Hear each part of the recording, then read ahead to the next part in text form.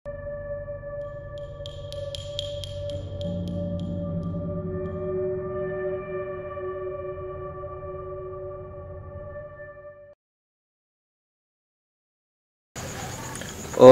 Swastiastu.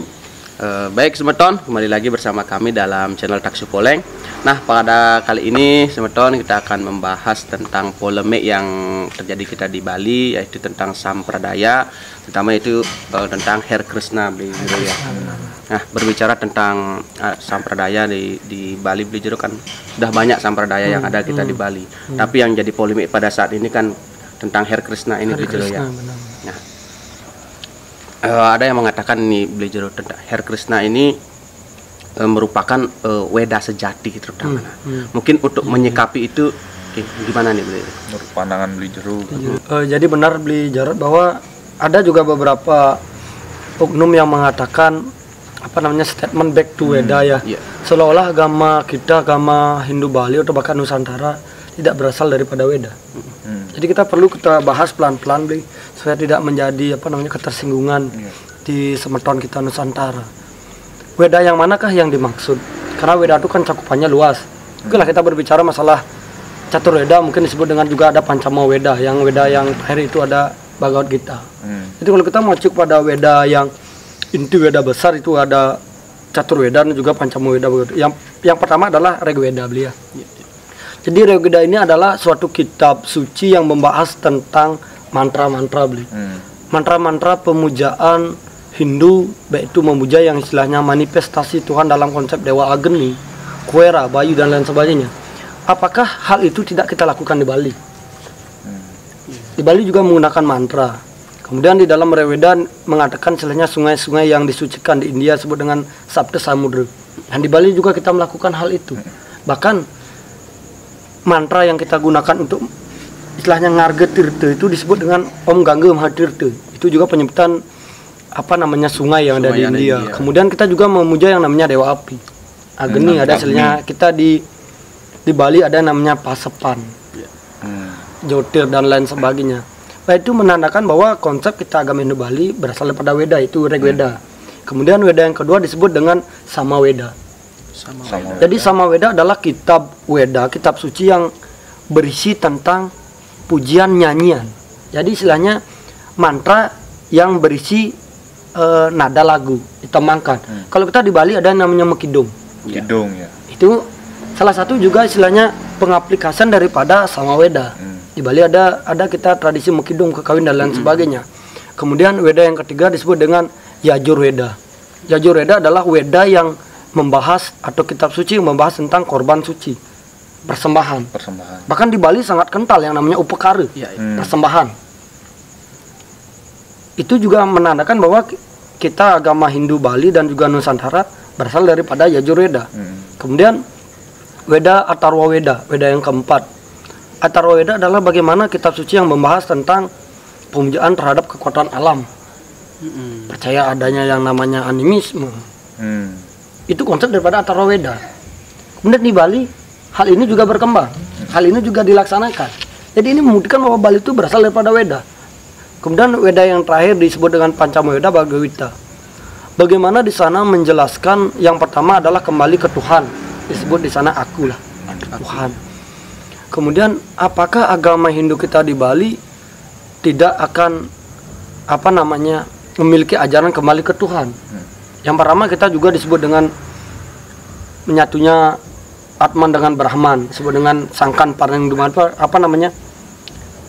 Sangkan Pareng Dumadi beliau, istilahnya menyatunya manusia dengan Tuhan. Kemudian istilahnya moksa juga di Bali. Bahkan pelaksanaan kita di Bali percaya yang adanya Tuhan itu terbukti di dalam konsep panca sembah.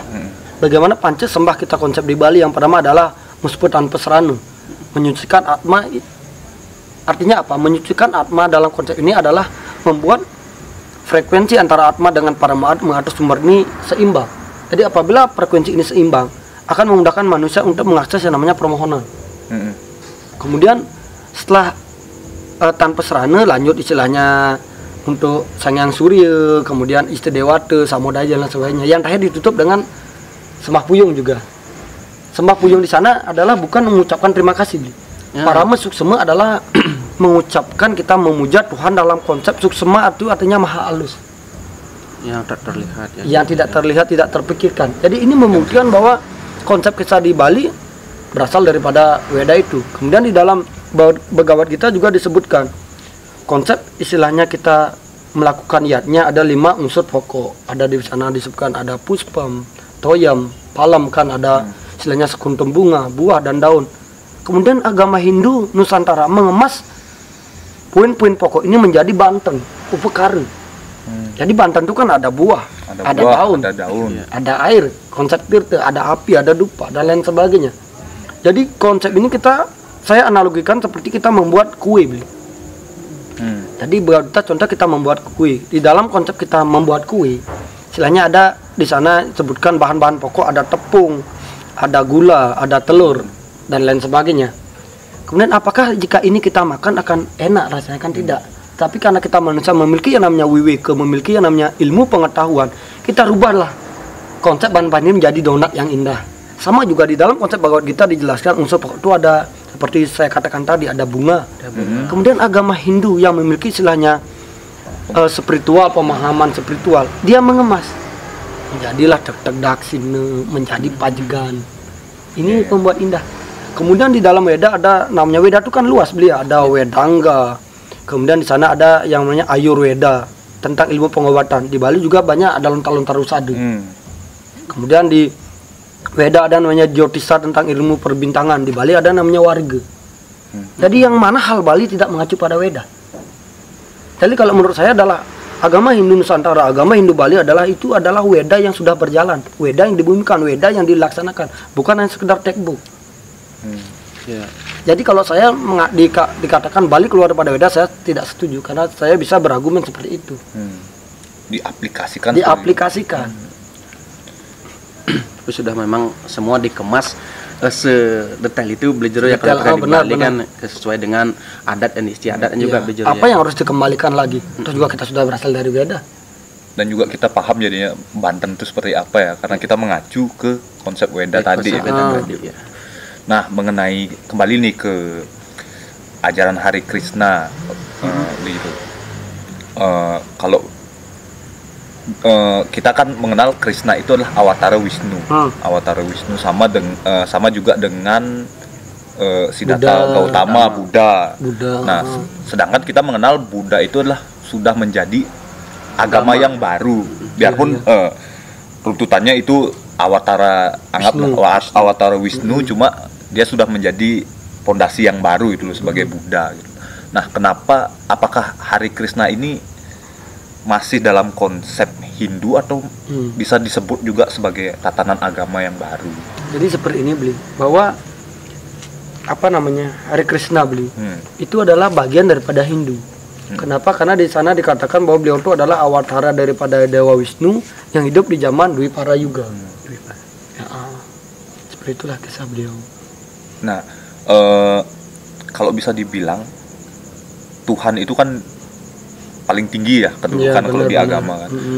Tuhan, sedangkan Tuhan itu terwujud dalam sosok Wisnu.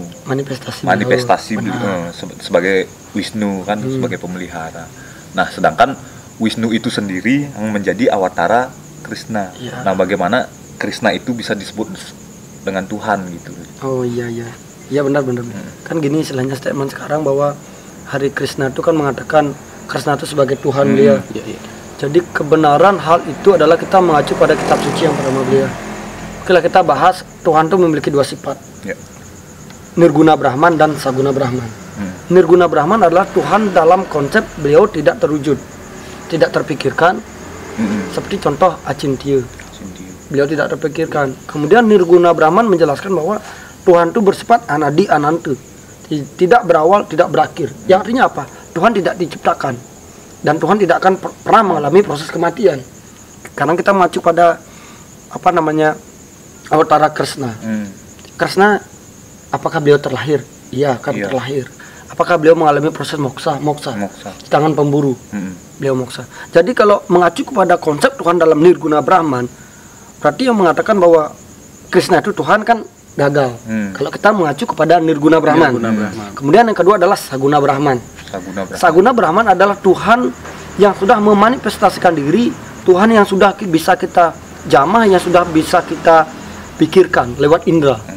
Itulah Saguna Brahman. Ada Batara Wisnu atau Dewa Wisnu, Dewa Siwa, itulah Saguna Brahman. Jadi kemudian Dewa Wisnu turun ke dunia ini menjadi awatara disebut dengan Krishna. Apakah Krishna itu Tuhan? Iya, kalau kita mengacu pada Saguna Brahman.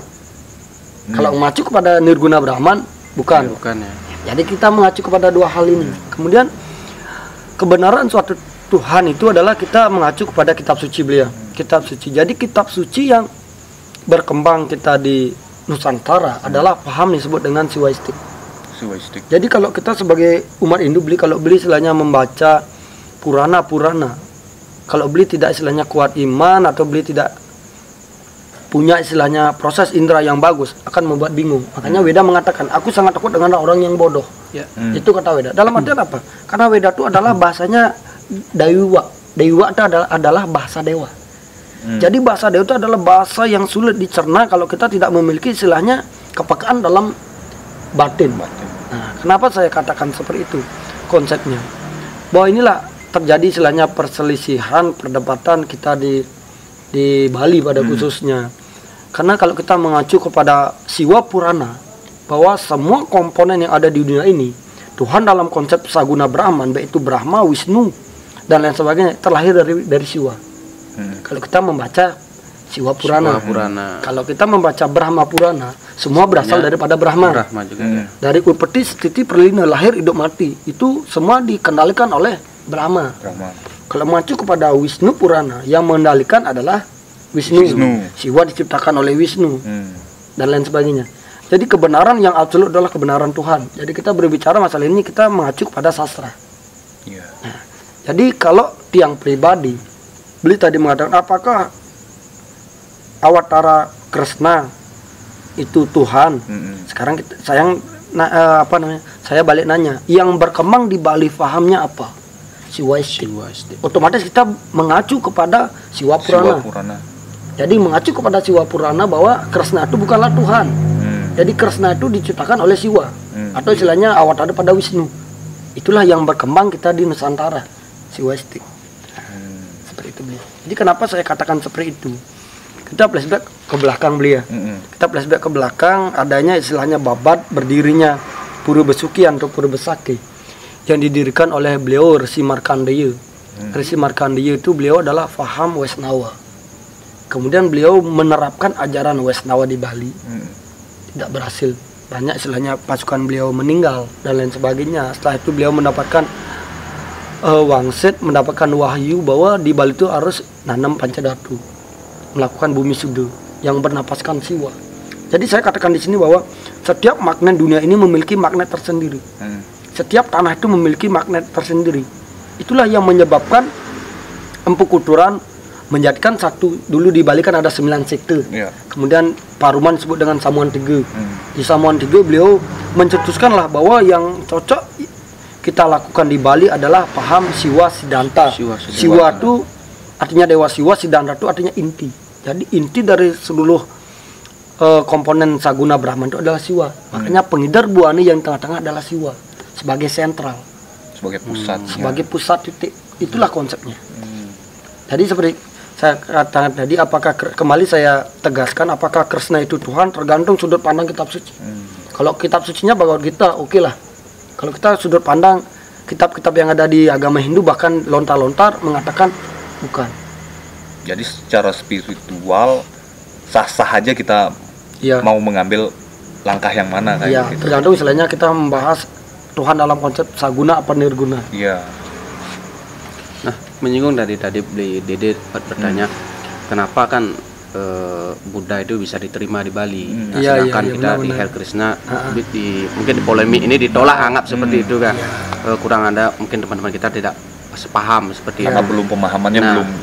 Mungkin bagaimana itu pandangan Beli Jero? Jadi gini Beli, ada dua alasan kenapa Buddha diterima oleh kita Hindu beliau. Yang pertama adalah Buddha sudah keluar daripada konteks Hindu. Sudah jadi agama. Kemudian sebelum Buddha menjadi agama baru, kenapa Buddha bisa diterima? Ini sebelum kita, makanya saya katakan ada dua aspek. Karena Buddha itu mampu atau mau mengikuti kultur Bali, makanya disatukan menjadi Siwa Buddha. Siwa Buddha. Jadi apapun konteks Buddha dipuja menggunakan kultur adat Nusantara pasti akan diterima. Contoh kita semayang ke Pura Gua Giri Putri yang ada di Nusa Penida. Di sana ada pemujaan untuk Dewi Kuan Im. Kenapa masyarakat Bali menerima? Karena dipuja Dewi Kuan Im sesuai dengan kultur Bali. Ada Pras Pejati, ada mau Banten kayak gitu ya. Iya, sama juga dulu polemik pendirian Ganesha. Polemik kan dulu kan, pendirian Ganesha dapat polemik. Kemudian kenapa kita bisa sekarang bisa diterima? Yang dulunya pemujaan Ganesha menggunakan Agni Hotra beliau mendirikan Ganesha. Setelah dikemas oleh cendekiawan Hindu, ternyata Ganesha itu adalah bukan ajaran baru. Ganesha jauh ada pada pada masa kerajaan. Bahkan setiap lontar di Bali juga memuja Gana, disebut dengan Om Awi Genam Astu. Genam itu kan memuja Gana. Sama juga dengan Krishna. Apakah ini ajaran baru? Menurut saya tidak. Ajaran ini sudah berkembang di konsep kerajaan kita dulu. Secara sejarah? Secara sejarah, kenapa? Karena ada yang menyapis bolong Krishna. Iya. Ada kekerep Krishna Murti. Kemudian ada ajian Krishna Murti. Tetapi kenapa mau diterima? Karena Krishna itu ditempatkan di bawah dalam konsep Sangyang Widi. Kemudian Krishna itu dikemas dalam konsep adat dan kultur Nusantara. Inilah membuat Ganesha itu diterima pada saat sampai sekarang. Jadi tidak menutup kemungkinan jika Bhakta Hare Krishna mau istilahnya duduk bareng dengan tokoh agama Bali. Kita mencari win-win solution, mencari solusi yang terbaik. Tidak menutup kemungkinan mungkin di umat-umat Hindu akan ada istilahnya arca Krishna yang dipuja sesuai dengan kultur Hindu. Mungkin menggunakan akah pedagingan, mungkin ada ulap-ulap dan lain sebagainya. Mungkin itu bisa diterima. Bisa diterima kalau istilahnya kedua tokoh besar ini, baik itu agama Hindu atau Nusantara, kita berbicara adat budaya Bali, kemudian dengan tokoh Hare Krishna ini mau istilahnya mencari jalan terbaik, saya rasa tidak akan menjadi polemik. Yang membuat polemik adalah apa? Oknum. Ingat, saya menggarisbawahi ini adalah oknum. Oknum istilahnya Hare Krishna yang mengatakan Bali tidak berasal dari Weda yang tadi katakan. Kemudian menghina lah, tapi saya katakan ini garis bawah ini oknum loh. Oknum tidak semua, saya rasa seperti itu. Hasilnya ingin merubah tatanan Bali. Kalau menurut saya malu beli. Kenapa? Karena jika kita sebagai umat Hindu, orang Bali merubah tatanan Hindu Bali, saya rasa malu. Kenapa? Karena dari kandungan kita diupacarai dalam konsep adat istiadat Bali. Itu upacara menggedong-gedongan kita 3 bulan. Setelah kita lahir, setelah kita dewasa, kita memiliki yang namanya ilmu pengetahuan. Kita menyalahkan leluhur kita. Kita menjat leluhur kita bodoh, tidak berasal dari Weda. Apakah itu tidak suatu dosa? Karena menurut saya adalah tangga pertama kita menuju Tuhan adalah orang tua atau leluhur di Bali. Kalau kita jauh-jauh mencari Tuhan tanpa kita ingat dengan kemulan, ingat dengan leluhur, nonsen. Karena beliau lah istilahnya dewa sekali kalau kita di Bali. Nah, mungkin ini menyangkut sedikit ke, mungkin sudah menjadi polemik juga yang baru-baru ini mengenai ajaran Krishna ini menggunakan kayak budaya kita anggap dah seni kita di Bali. Ada kecak sekarang baru kan kecak, ada joget ya. Terus kayak pakaian adat Bali, cuma ya melakukan tarian Hare Krishna kayak tarian India. Dan ada juga memakai pakaian India ya. Nah, banyak sih yang bilang mungkin nih oknum yang menyebutkan bahwa nggak cocok nih, itu aliran ke India-Indiaan gitu, cuma menggunakan atribut Bali. Nah, dari pandangan Beli Jeru ini gimana sebenarnya? Jadi gini Beli, kita pelan-pelan bahas ya, supaya karena ini istilahnya kita harus merunut lah, bahasnya merunut. Kalau menurut yang pertama ini, sebelum kita istilahnya menyalahkan atau istilahnya memperbaiki hal itu, yang pertama adalah sesuatu itu adalah tidak ada yang abadi Beli. Budaya itu akan terus berkembang, terus berubah. Yang pertama kita bahas adalah pakaian daripada Atu Pranda. Dulu dan sekarang tuh beda pakaiannya. Kenapa bisa diterima? Pakaian dari tarian Bali dari dulu sekarang berbeda. Kenapa bisa diterima? Yang membuat hal itu diterima karena dia tetap dalam konsep pakem. Jadi konsep adat budaya Bali ada namanya pakem. Bagaimana gerakan, bagaimana tarian, bagaimana hias. Jadi hal inilah apabila gerakan, kemudian ada banten ritual, bagaimana pakaiannya menjadi satu selaras disebut dengan Satyam Siwam Sundaram, akan menghasilkan yang namanya taksu. Apabila daripada unsur Satyam Siwam Sundaram, bagaimana itu ketulusan dan lain sebagainya itu tidak ada salah satu komponennya, maka dia tidak akan mentaksu. Jadi ini tidak bisa dirubah. Seperti tadi dikatakan Beleganjur, kemudian tarian Krishna ini kan nggak nyambung, Bli. Apa atribut istilahnya tetabuhannya, apa yang tariannya itu nggak nyambung.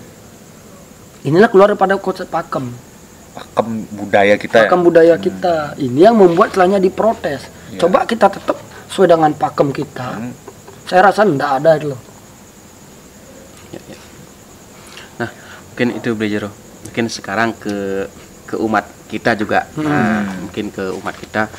Mungkin ada salah nggak kita di umat kita di Hindu, mungkin sudah mulai merosotnya hampir semua mau ke sampradaya seperti itu. Mungkin ada keliruan, sedangkan di luar kita, di luar negeri mungkin kalau kita berbicara berbondong-bondong mau masuk ke Hindu Bali, menggunakan agama Bali.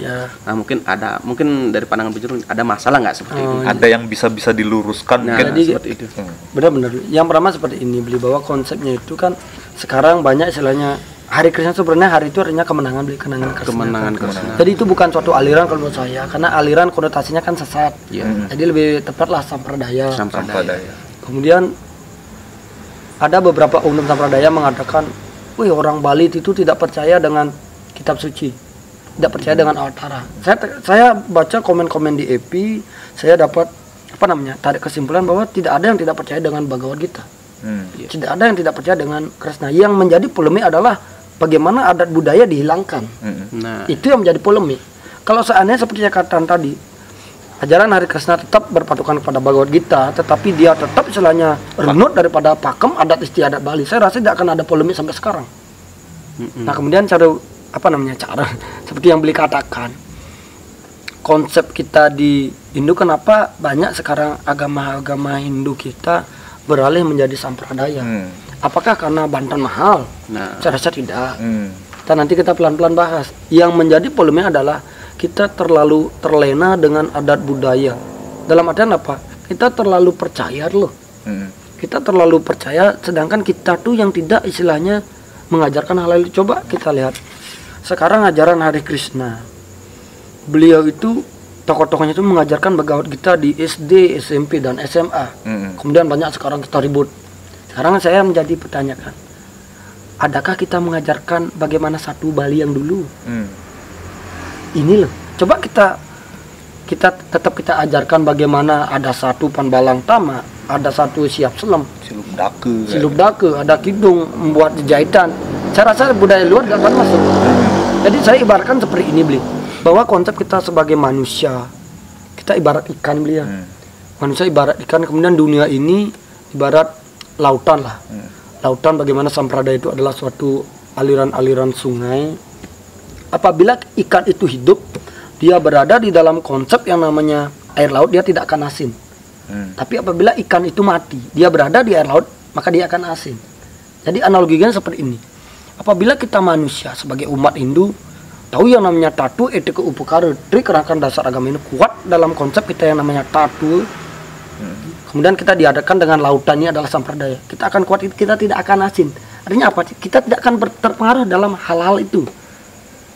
Yang membuat kita terpengaruh karena kita menjadi ikan yang mati.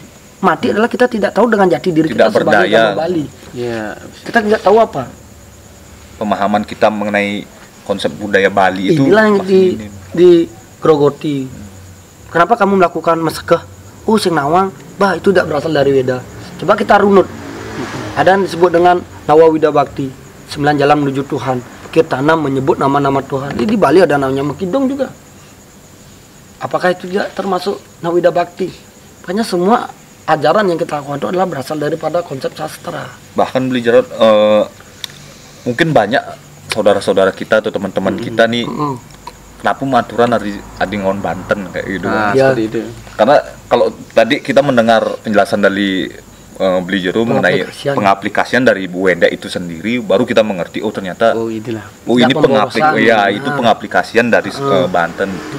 Mungkin nanti dalam pembuatan Banten kita juga bisa diatur mengenai konsep menengah, artinya utama yang kayak Wisnu Madya utama yang kayak gitu kan. Makanya itu kan kemudian yang menjadi istilahnya patokan kan sekarang ada yang mengatakan di dalam Bhagavad Gita disebutkan dengan cara apapun kamu memujaku, aku terima. Sekarang kita hidup di Bali, ada istilahnya sosial dia. Kemudian kalau kita istilahnya hidup seperti apa yang kamu persembahkan aku terima, asalkan kamu ikhlas. Apa yang kamu minta aku berikan, apa yang kamu punya aku lindungi. Kalau kita berpikiran seperti itu, kita inilah sebenarnya saya katakan Weda sangat takut orang dengan orang yang bodoh. Jangan dikupas mentah-mentah, kita kupas sekarang, kita hidup. Kalau kita seperti itu, kita berbicara apa yang kita persembahkan, jika kita ikhlas, aku terima. Kalau semua umat mengaturkan yang namanya hanya pikiran, tanpa ada istilahnya ritual, persembahan, perekonomian Bali tidak akan berputar. Kemudian juru mangku sulit menjadi juru mangku, tidak boleh istilahnya negan, mikul dan sebagainya. Beliau punya istilahnya keluarga, beliau hidup harus dengan apa? Dengan mangku nggak digaji. Tanggung jawabnya padahal harus di sana kan. Iya, inilah perlu kita makanya. Jadi istilahnya di dalam konsep yatnya itu ada namanya satwika yatnya, rajasika dan tamasika. Rajasika adalah yatnya yang didasari dengan rasa istilahnya boros. Contoh sombong. Kita tidak punya uang tapi kita berutang untuk kita yatnya. Ini yang salah juga. Itu juga. Kemudian tamasika itu adalah yatnya yang pelit. Kita habis jualan tanah, kita maturan canang aja.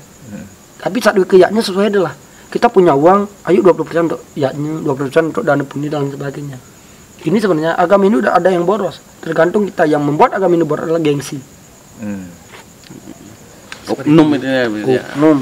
Jadi itulah beli. Jadi intinya apapun yang ajaran yang kita artinya pakai pakem untuk kita mencari Tuhan, lakukanlah setotal-totalnya kan gitu. Jangan ya kayak kita misalnya di Hindu Bali gitu, pemahamannya penyalah kayak gitu, setengah-setengah gitu. Itu udah menjadikan kita goyah kan gitu seperti. Makanya gini lah beli. Seperti saya katakan tadi, kita harus konsepnya kita sastra bagus, kita runut. Di sini kami dari Taksu Poleng tidak ada istilahnya nyalah-menyalahkan, karena ada istilahnya saya menonton dari salah satu channel YouTube. Bisa dikatakan beliau menghujat yang namanya orang suci beliau. Menghujat PHDI. Coba kita baca yang namanya Slokantara beliau.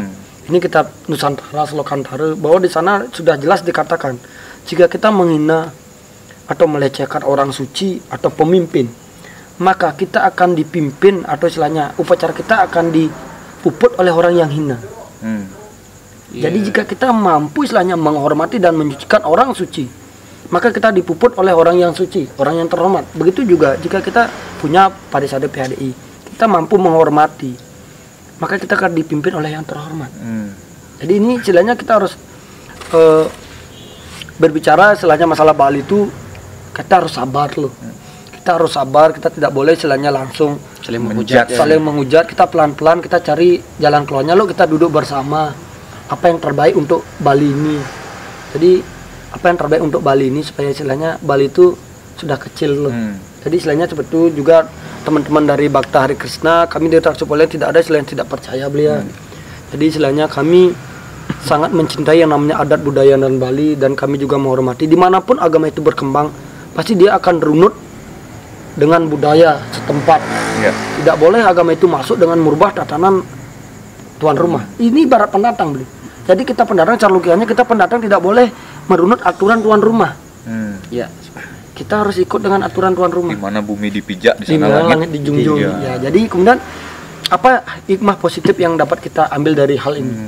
Dari polemik ini kemudian kita menjadi melek, kita menjadi sadar pentingnya melestarikan adat dan budaya Bali. Pentingnya kita mengajarkan adat budaya Bali dari sejak dini. Sekarang dari orang-orang tua, ayolah kita mengajarkan lagi satu-satu yang sudah lama kita lupakan, seperti Panbalantama ini memiliki istilahnya filosofi atau istilahnya tata susila. Ini yang perlu kita lestarikan lagi. Mungkin itu aja beli kalau menurut yang saya.